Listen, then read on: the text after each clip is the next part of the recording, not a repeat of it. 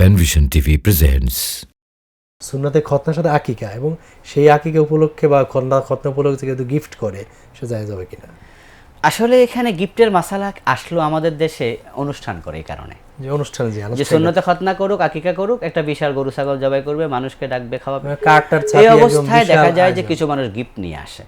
তো আকিকার মাংস খাবে খাওয়াবে কোরবানি মাংসের মতো একই হুকুম জি জি তো কোরবানির মাংস দিয়ে রান্না করে আমরা যদি কাউকে খাওয়াই তাহলে আমরা গিফট নিই না